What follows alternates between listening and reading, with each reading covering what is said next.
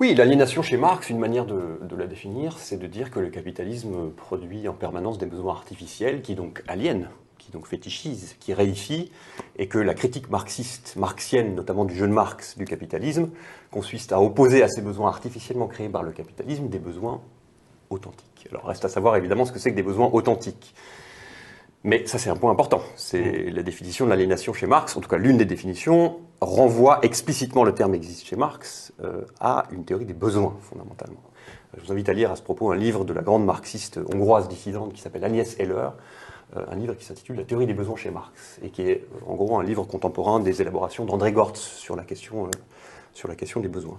Donc très clairement, chez Marx, il y a un concept de besoin qui permet de réfléchir à la dimension d'autolimitation de la production, qui est l'une des caractéristiques du communisme de son point de vue. Les besoins pour Marx, d'une part, ils sont définis historiquement. Il y a des besoins vitaux qui sont en quelque sorte transhistoriques, mais il y a aussi des besoins qualitatifs qui adviennent périodiquement dans l'histoire. Et puis d'autre part, pour Marx, les besoins sont toujours l'objet de lutte sociale. C'est ça qui est intéressant. C'est que les besoins font l'objet de lutte pour leur advenu, pour leur réalisation. Ce que dit Marx, c'est que le capitalisme promet beaucoup de choses, mais qu'il ne tient pas ses promesses.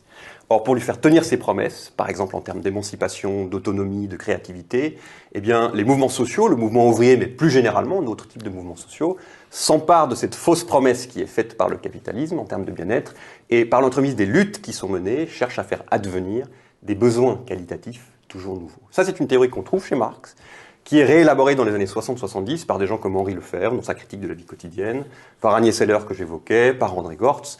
Donc vous voyez que le marxisme évolue, quoi. Le marxisme évolue, et les questions qui sont posées aux marxistes par chaque conjoncture politique, à chaque époque, font l'objet de relectures novatrices de l'œuvre de Marx, et en l'occurrence pour ce qui concerne la question des besoins.